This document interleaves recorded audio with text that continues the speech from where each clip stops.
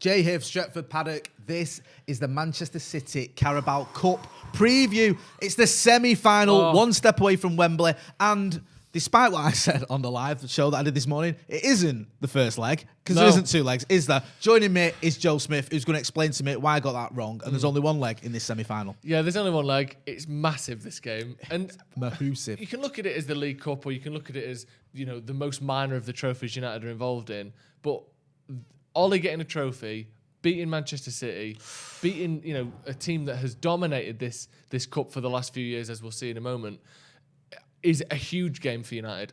And again, it's all about momentum. All good seasons, the one key thing that all teams have, if they want to go on a league run, if you want to go on any run, is momentum and consistency. And it's a massive part of coming out of this game, coming out of this week where we've got City, then Watford, then who's the one? Burnley we've got. Then Liverpool. Those 4 games are absolutely huge. 2 cup games in a row, then Burnley and Liverpool in the league. And we need momentum if we're going to go through that. And it's a really tough game. It's going to be a really tough game, but it's a massive game. It is a massive game. You've sort of spoken about momentum and the importance and sort of getting that first trophy under your belt. Yeah. Obviously, this has got an added edge. It's a derby. We know what goes on with a derby. We're all well aware of that. But getting that first trophy, City have sort of made this not a priority, but they've always, pains me to say it, they've almost made it their own, and they've focused on it, and they like to get that trophy and, you know, win that trophy and then sort of build on that for the league. And we've seen it in the past, didn't it? Jose Mourinho's Chelsea used to do it. You can see there the last 5 League Cup winners. In the middle of all that blue dross is the 2017 win by Manchester United and Jose, which helps us in a way, didn't it? Because it gave us that little bit of momentum. Eased the pressure off Jose, because in the league we were terrible, and we went on and won the Europa League on the back of it as well, didn't we? You felt that League Cup, the Zlatan final, if you will, and also beating City en route to it, gave us that little bit of an edge, didn't it, that season? Yeah, it's a massive cup, and it's one of the biggest reasons why it's massive is because usually the final's in February or March, whenever it is. That's been postponed a little bit this season, obviously to account for the fact that hopefully we'll have fans in the ground by the time the final rolls around, which I think is going to be in April this year. Yes, it's been moved back slightly. Which is slightly frustrating in terms of getting a trophy under your belt, using that as a way to sort of progress and a bit of momentum, as I said before, to build on. But it's still going to be there. Those final weeks of the season, the FA Cup final still in May, the League Cup final still in May, the Europa League final still in May, sometimes in June. I think we've seen the Champions League and the Europa League before. And, of course, the end of the Premier League is still in May. So getting a trophy, even if it's just a month before that, would still be huge. And you look at that there, it's 4 of the last 5 City have won. They've actually won 6 of the last 8, I think we worked out before, which is, I mean, incredible. And it's clear that they take this cup as a priority. And I think that United needs to start taking its priority. A lot of managers, like I said, I think Pep did it when he first joined City. Jose did it at United. A lot of managers have done it in the past where you use the League Cup as a springboard for success as a team. And any trophy is, especially when it's your first trophy, no longer can United fans, opposition fans, can pundits say, you know, Solskjaer's done good for United, but he's never won a trophy. And as simple as it is to say that, and as minor as the League Cup may be, or you may consider the League Cup to be, not being able to say Ollie's never won anything goes away if we win this. And it's the first chance we've got. And also, let's not forget, we're already in the semi-final. You know, one more game after this one and we've won it. Whereas you can prioritise the Europa League, the Premier League, the FA Cup. The third round of the FA Cup doesn't start until, you know, the weekend against Watford. This is already a semi-final. We have to go for this. And, you know, if nothing else, to stop them winning 7 of the last 9, which would be just ridiculous. It's funny because going back to that one in the 2016-17 season, I don't even remember, well, I'm sure you do remember, but when it was Pep's first season, Jose's first season at United, we beat them at Old Trafford. Pep played a weakened team. He came out afterwards and said how proud he was of his players and all this nonsense. The ended the thing about how United beat City's reserves and all this other drivel. But fast forward, when United won it that season, I, unfortunately, in my previous life as a reporter, was at the City press conference a week later when Pep was asked about the fact United had already picked up a trophy. Jose had won his first trophy at United. Do you regret playing a weakened team against United earlier on in the competition? He got a little bit tetchy, shall we say, and was like trying. As he tends to. Yeah, he tends to do. Pep has this reputation of being this lovely, charismatic guy. He can be very difficult in press conferences, especially when he's not had success that week or whatever, or not won that week. He got really tested, and he was like, it seemed to get to him. Now, I'm not saying this is the reason, but he's won it every year since. He's obviously took it more serious. He doesn't tend to play weak in teams. He doesn't tend to sort of rest on his laurels with it. He likes to win it, and they've been very successful in it, as we can see there with, as you said, not just the 4 out of 5, but also even before Pep, they had a pretty good record in it. I think behind the Scousers now, they've won it more times than anyone. Yeah, it's clear that he's taken it as a priority, and I think that's it shows, the fact that this is a big trophy to win, and it's more a trophy, less for this trophy cabinet, but more for the morale and the sort of winning spirit of a team. It's a huge trophy, and it's easy to overlook that, and it's one of those, as people like to use the word, intangibles, where you sort of go, well, it's only the League Cup, what does that matter? But it's a great springboard, as we've mentioned, for so many other things, and just getting the winning spirit, the mentality that we're good enough to beat top teams, we're good enough to handle pressure, we're good enough to convert what is decent form in cups into actually we can win trophies. The mentality thing, and it's something we've seen this season, mentality makes such a huge difference to clubs. I don't think any trophy quite does it, the mentality, in terms of how you go from winning nothing to winning Champions League, Premier League, quite like the League Cup. I think it's really important for that. Do you think that the League Cup, other than the FA Cup, might be one of the biggest domestic trophies you can win? Domestic cups you can win? I would say behind the FA Cup and the Premier League, it's probably the biggest one you can win. I think you're right. I agree. It's weird, isn't it? Because we actually have played City quite a bit in this competition. Over the last 10 years, I think we played them 5 times. I think we've got a graphic there that you can see. And it's been a bit of a mixed bag. If you go back to 2010, we had that fantastic couple of games against them with a last-minute Rooney winner on it. More recently, of course, last season, they knocked us out, although we did get a win at the Etihad, which is a bit sweet because you get the win, but you still go out of the competition. As we all know, as I said earlier, this is a one-off. This isn't a 2 legs this time round. It should be because it's a semi, but it's not. It's one game. How do you feel about it, Joe? Do you feel like because it's one game, looking at that record, you can see, as I said earlier, you can almost dismiss the 2010 one a little bit because it wasn't quite the same City team that it became. But how do you see that? Does that play into our hands a little bit? It's a one-off, or does that help them? I don't think it helps either team. Right. I think it really is a toss of a coin. As you can see there, they beat us 3-1 at Old Trafford, and then we beat them away. Yeah. And it's been a lot of the case that in recent years, United have done better at the Etihad, City have done better at Old Trafford. So I just think that really it just sort of concentrates what is, generally speaking, a tight game against them recently. Obviously, the 6-1 was a separate thing altogether. But since then, we've looked pretty good against City. Under Ole we have, haven't we? Yeah, certainly. And that 3-1 being basically the only blip against them. I think we beat them 3 times last season, lost once.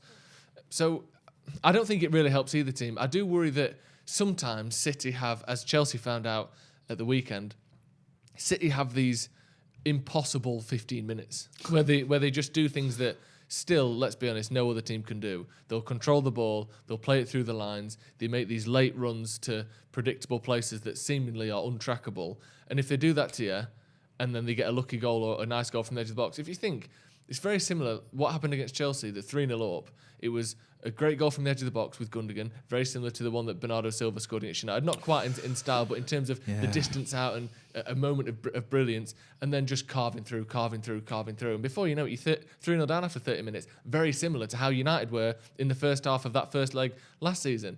So if we face one of those spells from them, where it's a moment of brilliance, we get a little bit rattled and it's 2 more, the game's done.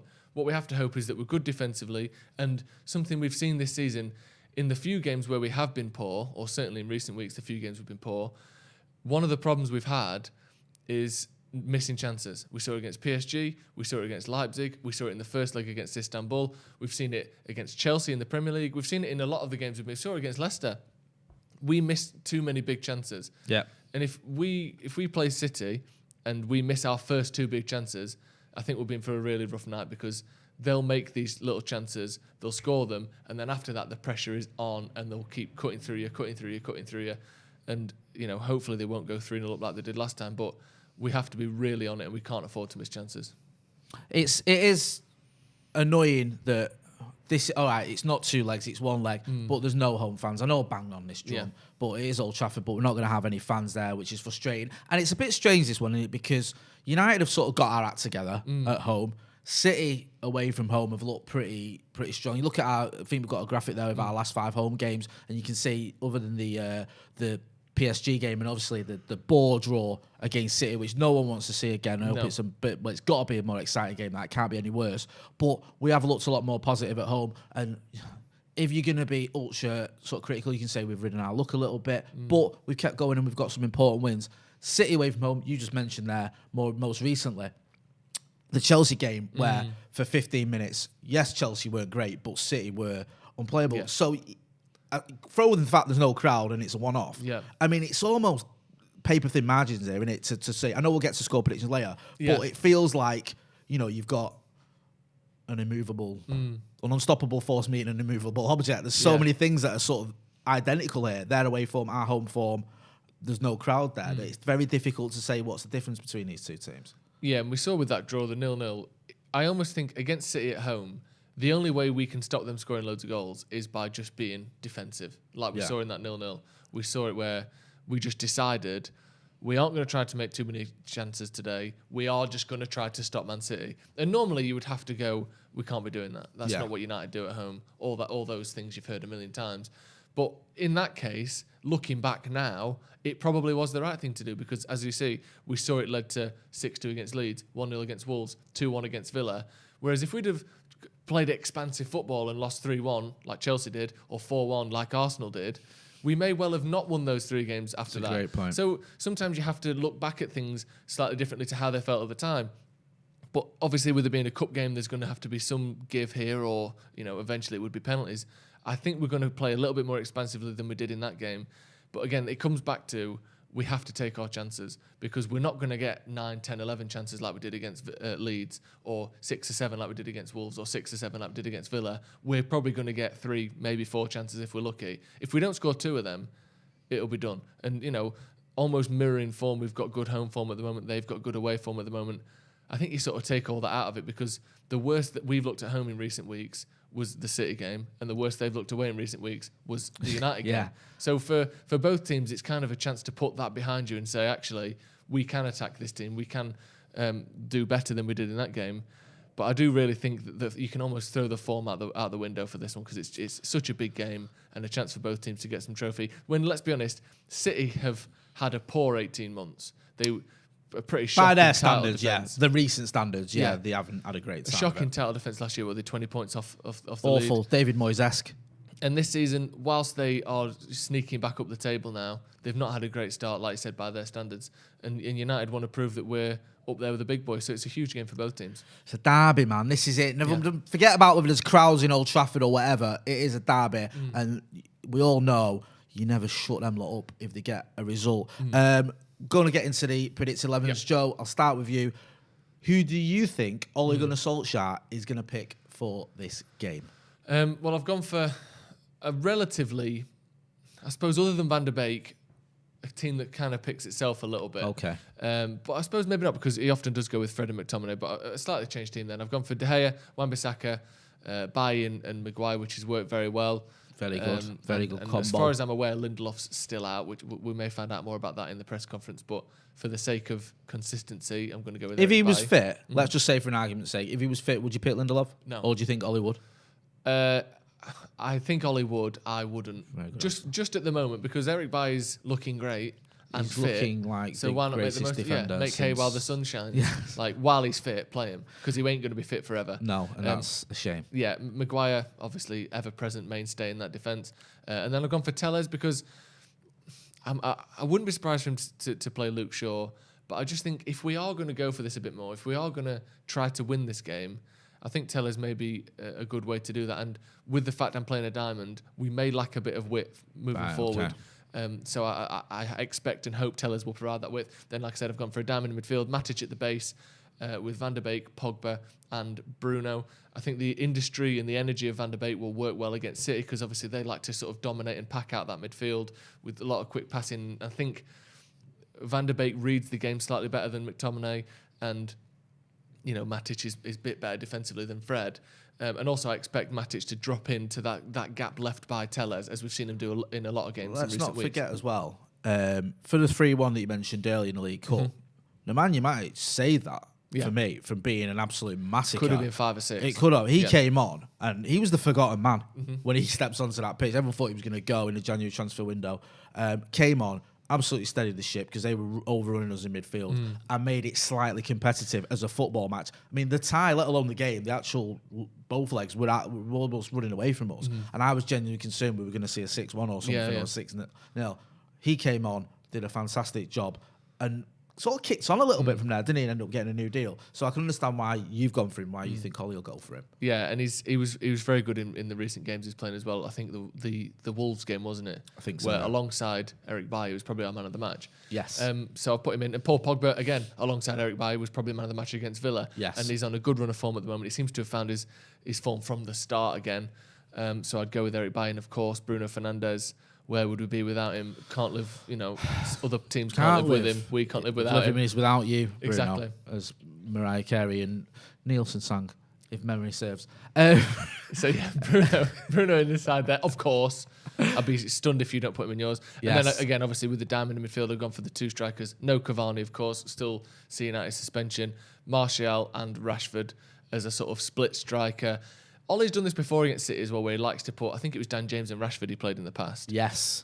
Where he likes to put 2 quick attackers that can split out. So you can Tellers can play it down the line to Rashford, Wan-Bissaka can play it down the line to Martial. But also if those fullbacks are pushing on, like I expect Tellers in particular to do, we can find them waiting for crosses in the middle, like we saw Martial do against Aston Villa.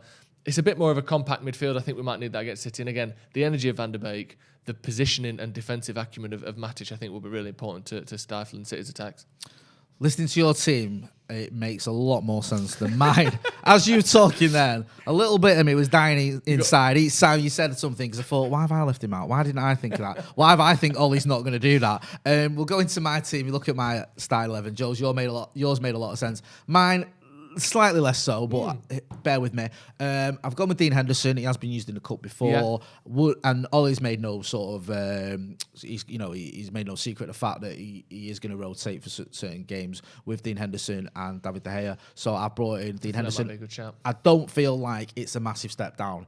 It's very sort of close margins. I think David De Gea just about shades it. I think he's having a decent season, but I don't think you look at it and go, well, he's not going to bring Dean Henderson for this game. A derby, a semi-final against the City, not a chance. I think he will do.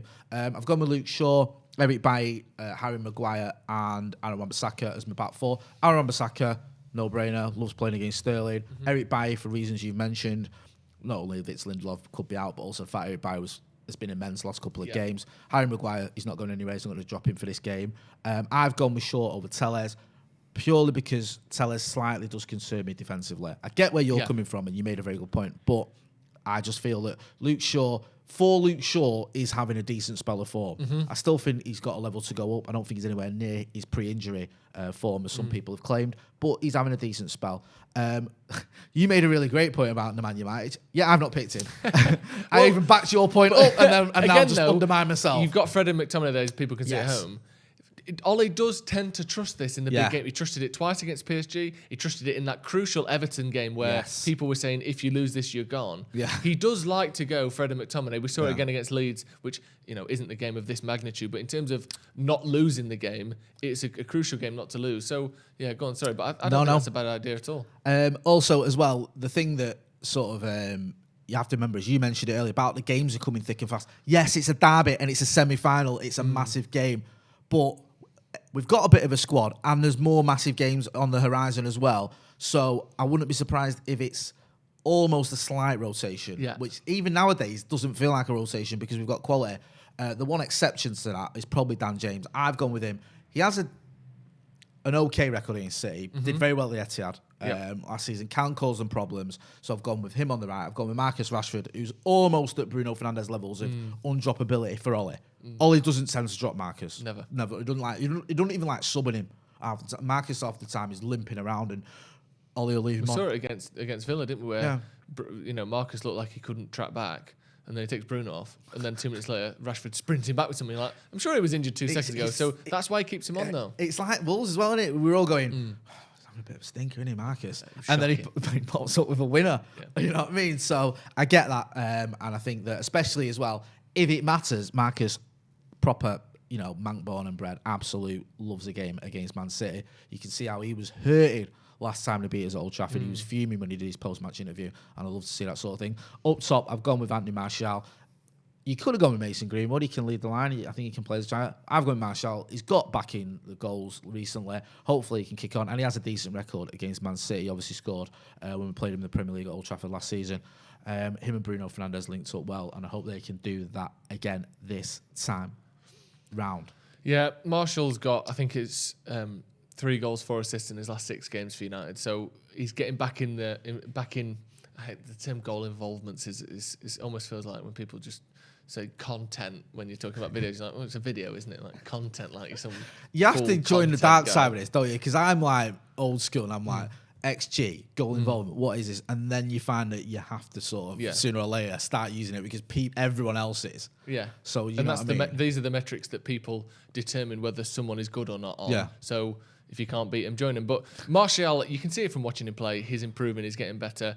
No Cavani, of course. Igalo. Again, yeah, exactly. And I don't mean that, I'm not disparaging him because we love him. He's a lovely, lovely man, and his Instagram, it makes me glad to be alive. But he is the forgotten man. He is, and I would be stunned if he got a game against Man City. To be honest with you, I think even Watford might be a stretch for him. Yeah, the only reason he might play is because he used to play for. Oh yeah, only likes that. I think he might give him a game. He likes his sort of sentimental reasons. So yeah, maybe we'll see a Gallo for a Watford game, but I doubt very much we'll see him for the Manchester City game. Looking at City, in a similar way that you look at United and go, it's all about Bruno Fernandes. Which we'll come on to in a minute. Yeah, you look at City, don't you, and go, Kevin De Bruyne is the guy who makes them tick. Yes, they've got talent. They've got Raheem Sterling. They've got Gabriel Jesus, who's having a decent season. The defence has stepped up. John Stones has sort of become the John Stones that they bought for 50 million quid all of a sudden. But for me, it still feels like Kevin De Bruyne is the one to watch for Manchester City. And if you look there, I think he's got 12. I think there's an assist there, 12 assists in all competitions this season. Not too shabby.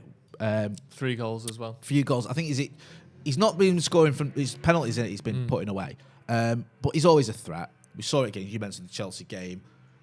Okay, he perhaps should have scored when he went through, but he still causes a lot of problems. And it almost feels like it could be De Bruyne versus Bruno in a way. This game, like that's who's going to control it? It? Yeah, who's going to be the main man? Whoever's the main man in this game out of those two is going to be on the winning team. Do you feel that way? I do a little bit, but I do also think, like we saw against Wolves, I know Bruno got the assist for Rashford, so the point is almost moot, but each team has other players who can pop up and get you something. But it's these 2 players, Bruno and De Bruyne, that are the ones where these are the players that if either team could remove one player, you would, City would take Bruno out, we'd take De Bruyne out. Yeah, and now we'll play each other because that's the worry, isn't it?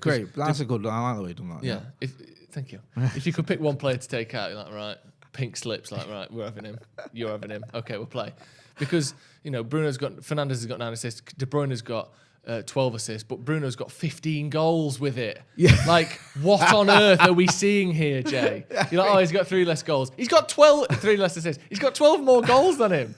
And I'm not trying to make it one versus the other, as in who's better. Each of them do their own thing. And if you're looking at trophies won, there's no argument De Bruyne's a better player. But, he's got 15 goals. Would you swap genuinely, right? No chance. Good lad. Kevin De Bruyne, what is he, 28, 29? I wouldn't, even if they were the same age, I wouldn't swap Bruno for anyone. No. I wouldn't. And you can, you got your red tinted glasses on. I wouldn't. And I think Bruno Fernandes, since he arrived at Old Trafford, out of the 2 players, who's been the better player? Bruno. Yeah. And for a big chunk of his United career, he's had players of, sort of, I don't want to say average, but not as good ability around him as Kevin De Bruyne has. So for me, it does feel like it is going to be certainly being built like that. I know you can look at it and you can go, well, Marcus or Gabriel Jesus or whoever can have Sterling, who's dropped way off in form, by the way. He has, or Martial or whoever can have a big say in his game. But you do feel like those are the 2 main men for a reason. Yeah, you mentioned about since Bruno's joined United. Go on, hit me with some stats. Since the start of the 18-19 season, so 2 years ago, roughly now. Seems like a millennium. It does. A millennia ago. Bruno Fernandes for Sporting Lisbon and Manchester United has played 127 games or made 127 appearances. Okay. And has had 123 goals or assists in that time. He's basically averaging a goal or assist every game for 2 years, which is fucking stunning, by the way, in case you don't know how good that ridiculous. is. And again, we always talk about exchange rates and players coming from other leagues and all that. It's got better since he joined United. His stats this season How has that per happened? game are better now than they were at Sporting. Do you know what, Like, right? what are you on about? I remember when we were linked with him, weren't we? And like I'd seen his stats and I'd seen some clips of him and I thought this is an exciting player, but I thought 47 million or something is why With is no one add-ons. else? Someone's got to be wrong with him here. Like, why have Real Madrid? Why are Barca not going for him? Oh, maybe it's just because he's in the Portuguese league. No disrespect to him. Is he going to score all those goals when he's having pot shots against the likes of I don't know, Edison and Alisson and Larissa or whatever? Yes, he is going to score those goals. Yes, he's going to score loads of goals. He's going to get loads of assists, and he's going to be an absolutely amazing player. And already, 47 million looks like an absolute bargain. I know it might go up with add-ons, but you get my gist. Regardless of whether it's the Bruno Fernandes or Kevin De Bruyne show, what is the score going to be? And why, Joe? Tell me now. Don't lie to me. Oh, it's hard, isn't it? Because they can beat us. It's not one of those where, we should beat them. If they turn up and we turn up, it's still 50-50. And, it's really one of them where it's like, it's really close. And recent history will tell you that, I think 6 of the last 10 times we played at Old Trafford, they've beaten us. One of them don't count. We'd already won the league, practically. That's true. So I'm not counting that one. But yeah, it's really tricky. Obviously, I'm not going to... A game that I think is a toss of a coin, I'm not going to let it land on City's head or tails, whatever they're tails, aren't they? A lot of them. Yeah. I'm going to go... I can't see us keeping a clean sheet. I think it might be a big one. I'm going to go 3-2 United. I think it may be echoing the game at the Etihad where Van Persie scored that last-minute free kick. Oh, that kind of game where it's back and forth. People, you'd scarcely believe that just 3 weeks ago, United and City played out a stalemate of 0-0 at this very same ground. When you look at the game, it's a great game today, isn't it? All that shit. Yeah. I think we're going to see all that. So I'm going to go 3-2 United. Really back and forth game. Going to look like it could be 5-6-0 to either team. Yeah. But I think we'll edge it. I think, again, as I've said already, the first 2 chances we make, we need to score one of them. If we miss the first 2 chances of the game that we create, like we did against PSG, I think it might be too late by that point. But I expect we'll get one of them, and I think we'll get a couple more as well. So I'm going to go 3-2. 3-2. I'll go the other way then. I'll go 1-0 Manchester United with a controversial 97th minute Bruno Fernandes retaken penalty. Twice retaken. Twice like triple retaken. cut chips. Yeah. Put it in the oil. Take it out the oil. Take it. Retake it. Retake it. Exactly. Crispy penalty goodness with steam coming off it. Yes. Just swallow it right Tastes down. like they're from a chip shop. Yeah, that's exactly it. I to be honest with you, I don't care how we win. I just want to beat those blue. Well, don't be surprised to see it go to penalties either, to be honest. I wouldn't be surprised. No, I could see a 1-1 and about penalties. I'm going either 3-2, which I think it will be, or 1-1 and penalties. I can't stomach penalties. It's penalty Makes you shootout feel sick. No. Imagine. It's just horrible, isn't it? It was bad enough when we had penalties. We had penalties. It was it the other season. Was it Rochdale or someone we had penalties against? It's bad enough when it's teams like that, let alone when it's City in the semi-final. Do you know what I mean? It's going to be minging in it if we beat. Breaking the semi-final curse that Solskjaer has currently been under. No, that's what he did. He sold his soul to the devil to get the United job. But do you know what though, right? And they said it'll be perpetual semi-finals from now on. All semis and no finals, like in Narnia. Always winter and never Christmas. That's what it is with. I thought you were going to go with a different joke there, but you kept it clean. I'm proud of you. Always the bridesmaid, never the bride. Yeah, always a semi, but no, yeah. Anyway, you get the gist. If you're not doing so already, subscribe to the channel. What is wrong with you? Yeah, also, what's the script with the membership? 12 Days of Christmas is the giveaway we have been doing since the 26th of December, and we've taken it all the way through to the 6th of January, where we will be giving away a Sony PlayStation 5. I'm sure you're all aware of it. We're coming down to the last days of this now. Now, all you have to do is join and become a member. If you join now, you'll still be in with a chance of winning the PlayStation. Good. If you join on the day of the game, you'll still be in with a chance of winning the PlayStation. We're giving away each prize every day. And of course, the last prize will be the PlayStation. We'll be revealing the winner of the PlayStation on the review for Manchester United against Manchester City. So hopefully it's not, we lost 4-0, fucking Alan, you've got a PlayStation. Hopefully it can be a jubilant giveaway that exceeds all expectations. But yeah, if you want to be in with a chance of winning the remaining gifts and of course the PlayStation on the January the 6th, join and become a member. Click the little join button below the video. Choose which tier you'd like to join. You get all sorts of other good stuff as well. You get members-only podcasts, behind-the-scenes video. This week, I'm going to be giving Mitz a haircut because he obviously locked down, can't go to barbers anymore. Can I just say as well that Mitz is fully on board with this?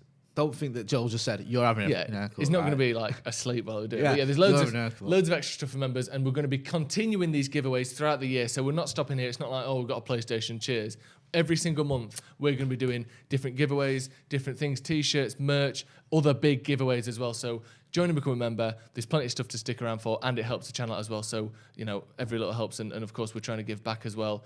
And who don't want a Sony PlayStation 5? Let's be honest, Jay. And regardless of, I know I'm told that Sony PlayStation 5s are really good, as you'd say. They're really good. They're really good, as the kids say. But also, there's extra content there. We've been putting out some behind-the-scenes videos, some funny vids as well that you can check out. And even if you're not a member, make sure you are subscribing. That's been Joe Smith. You know where to find him. He's all over socials. Joe Smith 93 on Twitter and on Instagram. Yeah, doing his tweets and his posts and stuff. Being all funny and that. He's dirty online. Dirty presence. Online United supporting bastard. I've been Jay Motti. This has been the Manchester United versus Manchester City Carabao Cup semi-final preview. Thanks for watching.